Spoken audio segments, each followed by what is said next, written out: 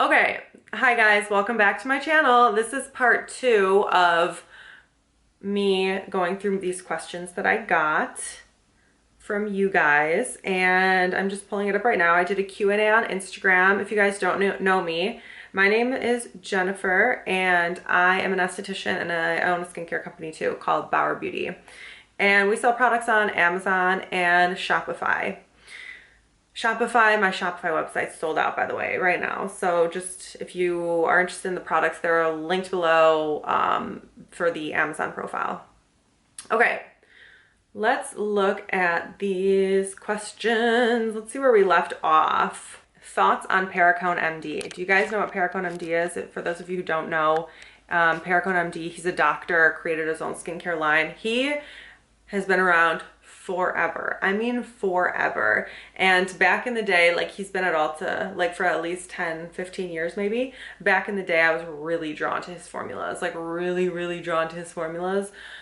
I never really tried them because they're so expensive, and to this day too, it's kind of like one of those brands that have been in Ulta for like decades that like I just take for granted, like Strivectin. Who cares about Strivectin, you know? So it's just not relevant. I'm not saying the products are not good. They're in Sephora, they're in Ulta. The products look pretty good, you know, but I just personally don't use them. They're not relevant to me, and I don't think, maybe I'm just not in their demographic. Perricone was actually one of the first products I saw on the market that was like a serum foundation. Perricone has had that for a long time. Like I said, the formulas look pretty nice. So I have nothing to say really that the formulas suck or they suck or blah, blah, blah. It's just, I have no interest in them whatsoever, and they're expensive. So, yeah. Should I use that Good Molecules toner? I always talk about the Good Molecules Niacinamide Brightening Toner when I have some active hormonal acne and you're 28 years old. Well, yeah, you can use that because it's pretty gentle, and you want to make sure all the makeup and residue is off of your skin.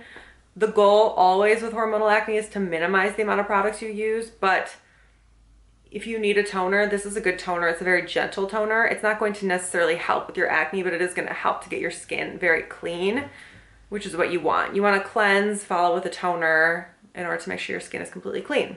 Best thing to do for hormonal acne, it depends on your skin type. Like, the best thing to do for hormonal acne is to understand that you can't control your breakouts. Your breakouts are going to happen no matter if you have a perfect skincare routine or if you don't. But you have to know also that you're gonna grow out of this. So you gotta like release that control element, because with acne, we wanna control so much, especially hormonal acne, because it's like, it probably came out of nowhere, you know? Like, most of the time hormonal acne hits us when we're an adult and we're like, excuse me, like, I'm an adult and I'm just having all these breakouts, holy shit. You wanna just control it. You have to let go of control. You have to let go of control. Every time you get a pimple, you just have to be like, it'll go away, it's fine.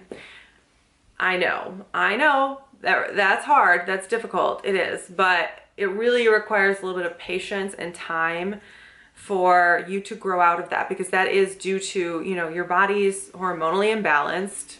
Your body's hormones are, you're creating a lot of hormones for whatever reason. Usually it's age, it can be stress, it can be diet, things like this. But if you haven't already, switch to a more gentle routine. Most people are combination skin, so assume you're a combination, and don't use any products that are like foaming face wash or you know, like acne serums or acne face moisturizers, oil free, this and that. In fact, this is my personal anecdotal experience. Adding oil back into my routine actually helped my skin a lot because it simplified my routine. I cleanse, I put oil on, that's it.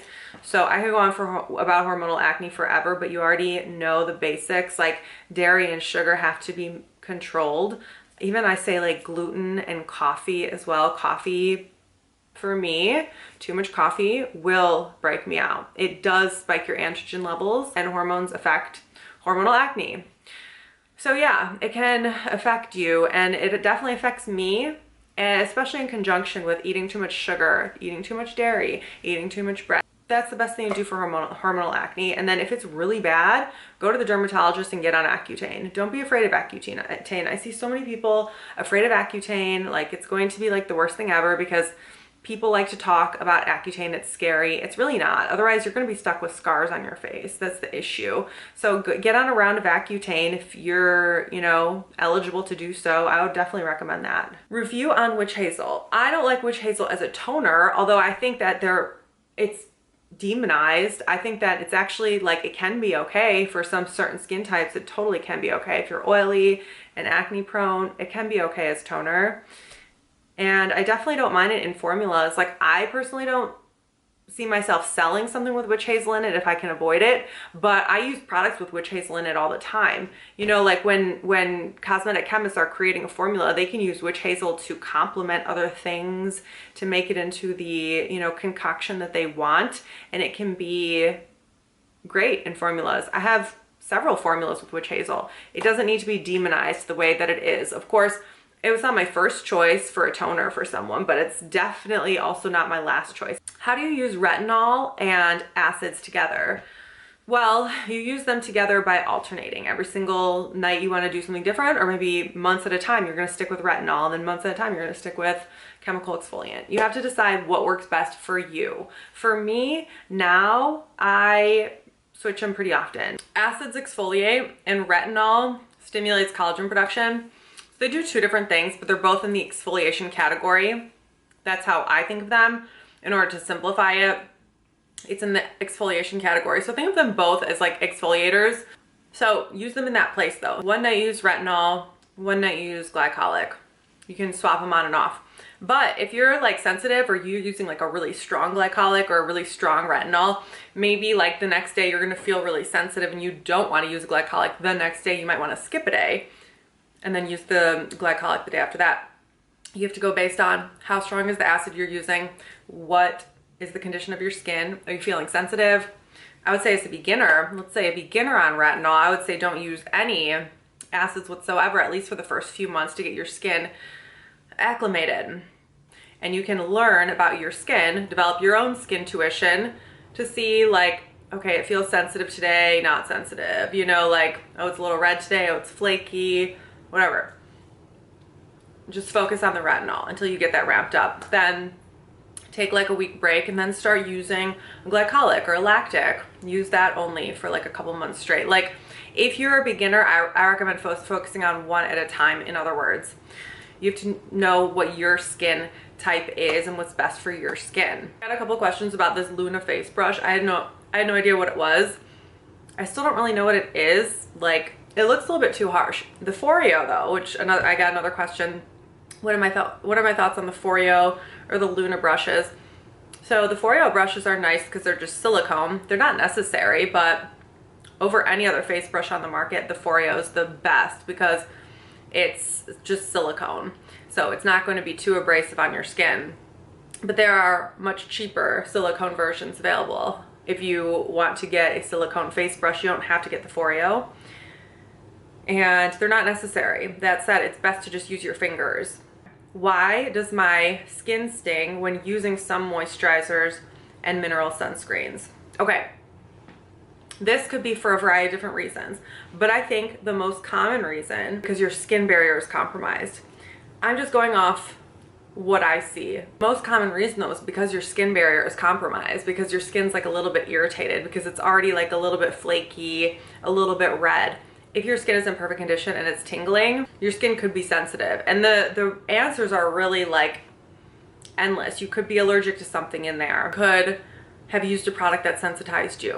We don't know. We don't know, but if it's burning every single time, evaluate what products you're using in total and drop your acids, drop anything exfoliating out of your routine for a time, just for a week. Any chemical acids, peels, BHAs, AHAs, enzymes, whatever, take all that retinol, take all that out of your routine for like a week and see if the CeraVe or whatever the product is that stings continues to sting.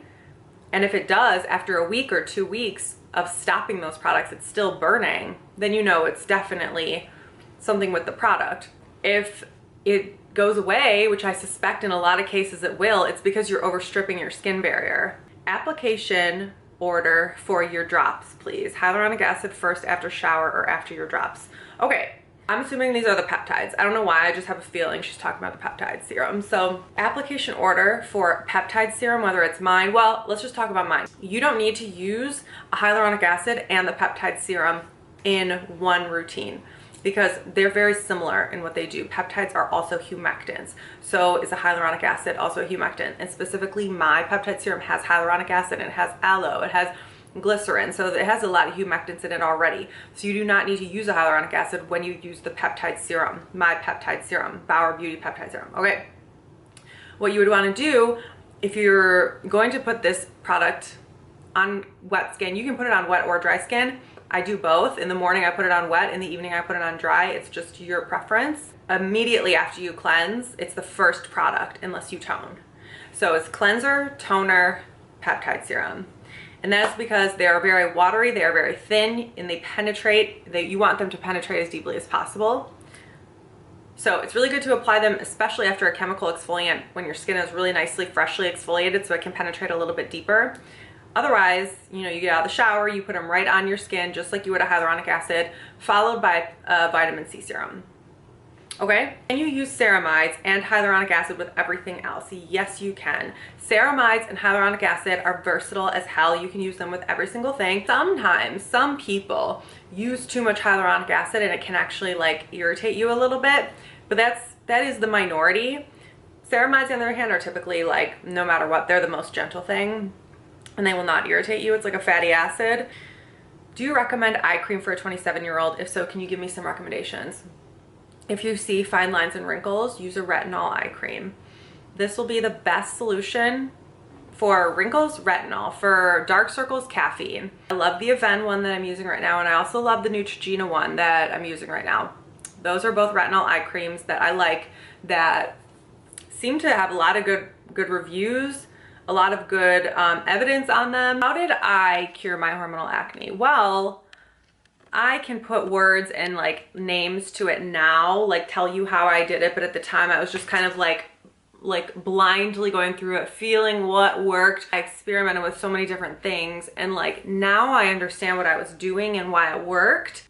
Didn't know what was causing my hormonal breakouts, but they didn't make sense to me, because I'm like, no matter what I ate, no matter what I drank, no matter what I did, no matter what I used on my skin, it seemed to always be there. The major steps in me curing my acne was, first, I knew diet was somehow correlated. I didn't know how or why, I just knew from my research. So I gave up dairy back in 2010, 11, something like that. Eventually, you know, I moved to California and I went in like this internal journey of like, okay, well, I've tried all these external products. Now I'm going to go into this internal journey. I was a fully raw vegan for probably at least a year, and I cut my skincare products and I would just use avocado oil. That was the only thing I would use, is avocado oil.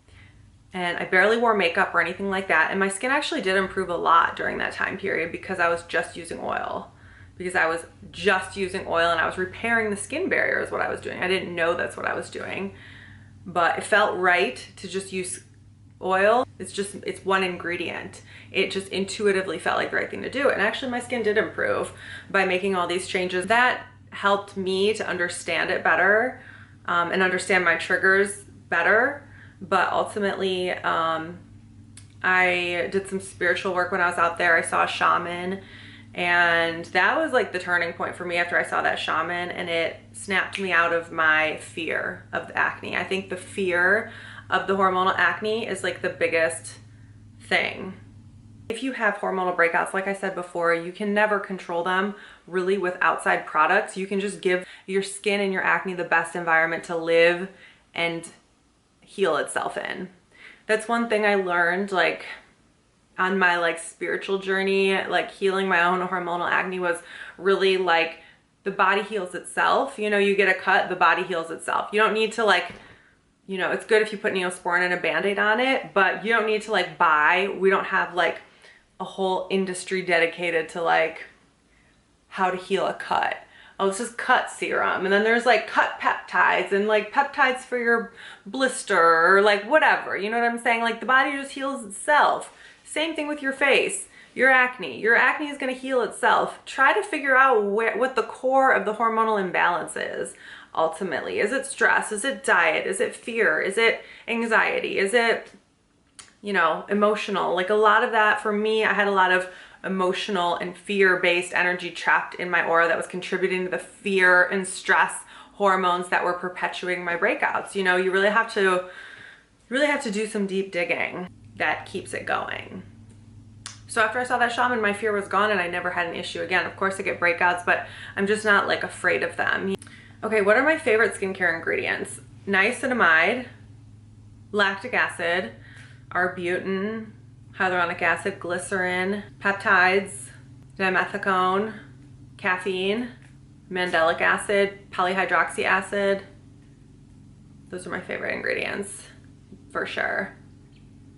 Enzymes, pumpkin enzyme, I should put that. What's a good cure for dark circles around the eyes? A lot of you guys ask me this. Actually, I recommend the caffeine eye cream by the Inky. Anything caffeine related is going to help brighten dark circles around the eyes. Unless they're genetic. If they're genetic, then filler could be good actually. You can get like a hyaluronic acid filler under your eye and it's makes a big difference. Can we use your peptide serum at any age? Yes, you can actually. It's very gentle and very safe. You don't need it necessarily. I don't think you need much when you're like 15 to 25. You don't really need much besides like sunscreen, moisturizer, make sure your skin is clean before you go to bed. But it's not going to harm you to use peptides because it's not something that takes from the skin. It's not like an acid that actually takes from the skin and changes the structure of the skin. Peptides really just give to the skin and it's not irritating. Is it okay to use Differin and then a moisturizer? Yeah, absolutely. You can use Differin and you should be using a moisturizer after you apply Differin. Do I believe in purging and what products can it happen from and how and what does it look like? I do believe in purging. I just also believe that it's the most widely used and abused term on social media in the skincare industry. People don't understand what purging is. And they think if a product's making you break out, oh, it's okay, it's because you switched products. Purging classically happens from retinoids, and that's because retinoids speed up cellular regeneration. So the theory is there's already pimples being formed in those cells, so when you speed up the cell turnover, then it just makes them come out, you know. But typically this won't happen for more than 2 to 3 weeks. With purging, as with everything, it really is a case-by-case basis. If you are getting on a retinoid and you don't typically have breakouts and you start using a product and it makes you break out, yes, you should stop that product. In my opinion, I would advise you to stop that product because you can always try a different retinoid. There's several on the market. Tretinoin never has made me break out, but Differin makes me break out. But the issue with purging is that my dog's dreaming. I can't. This is highly abnormal. Oh my goodness. But what happens is like a lot of people buy products, random products. Like, let's take that niacinamide serum from The Ordinary. Because so many people are like, oh, you're just purging, you're just purging, you're just purging. Like, no, you're not just purging. This product is actually just really irritating. And you know the difference because you have to know your skin type. It's not normal to be breaking out from a product. It's not normal to be breaking out from every single product. You need to be as quick and instinctual as to be like, no, this is not good for my skin. You really have to take it upon yourself because everyone will tell you it's purging because they don't know what they're talking about. Purging really only happens with retinoids and Accutane. And really it shouldn't even happen to you if you don't have active breakouts on a normal basis. It really shouldn't happen to you even then. What is the best vitamin C? Well, right now my favorite vitamin C is by Indeed Labs and it's their C24. It's like a paste. I put it on wet skin, so I love that vitamin C serum right now, but I am constantly trying new vitamin C's and I don't have like one that I'm like, I just, you know, this is the best of all time. I think they're all different. They're all good in different ways. I can appreciate all of them in different ways. I love the True Skin on Amazon, True Skin vitamin C. I love the Tree of Life Beauty vitamin C on Amazon. The SkinCeuticals C&E Ferulic is one of the best on the market, but it's also the most expensive ever.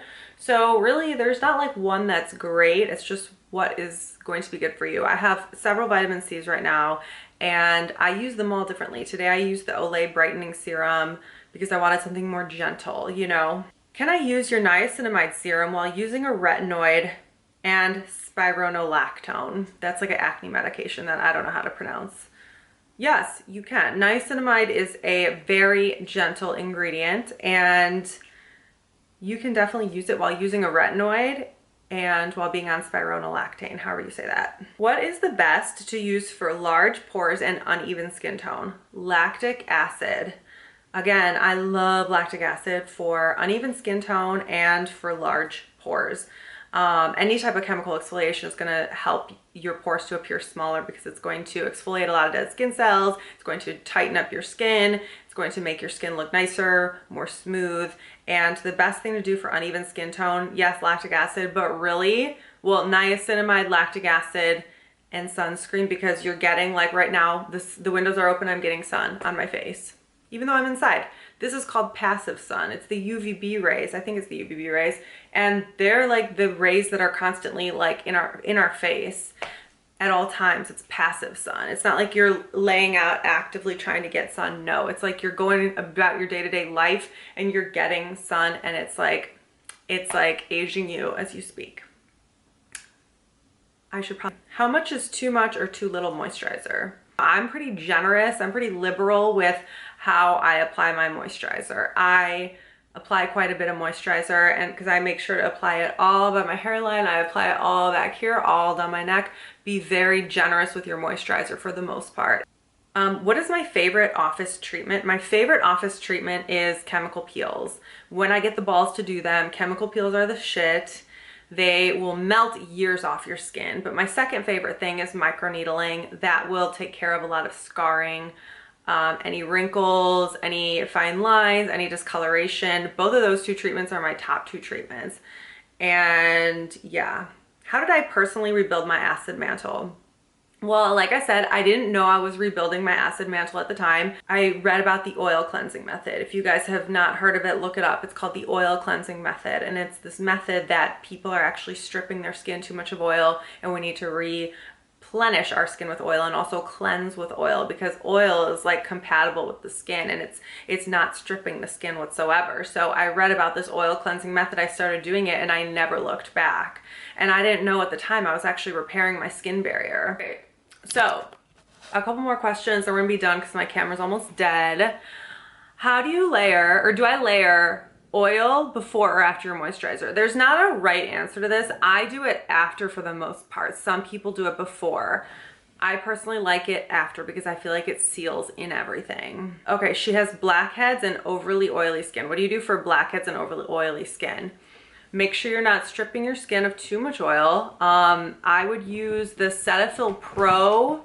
The Cetaphil Pro line is very good for oily skin.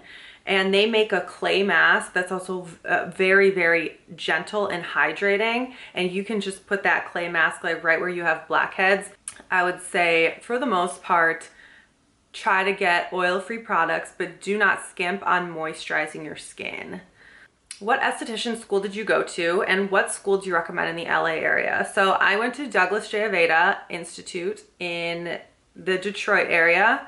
And what school do I recommend in the LA area? Find the schools in your areas and go and interview with them and ask them how they prepare you for the boards. Ultimately, do they go through training? What's the training like? Because ultimately when you walk into the state board exam, you want to be 100% prepared, and I was more prepared than anyone else that I auditioned with. I say auditioned, but that's not the right term. I was more prepared than anyone else by far. So yeah, you need to make sure they prepare you, because that's the whole point, is that they prepare you for the state board. What do I suggest for blackheads? I know that some people are gonna freak out over this, but I like pore strips. I also like the skin spatula, and then getting facials. How do you book an appointment with me? I do not do consultations right now. And the other question too is, where do I work? I do not work at a spa right now. I quit the last spa I worked at last summer. I quit in like September, October. and I don't plan on ever going back to working at a spa. I went to school to get my license just so I could start a skincare line. And then I worked at a spa as well, just so I could get practical experience and learn more about skin. But it was never like my journey to become like a hands-on esthetician. I'm an entrepreneur. I just knew that that was the best case for me to be educated, especially in skin. It's not like it's makeup where it's like a little bit more artistic. It's like skin is like a little bit more scientific.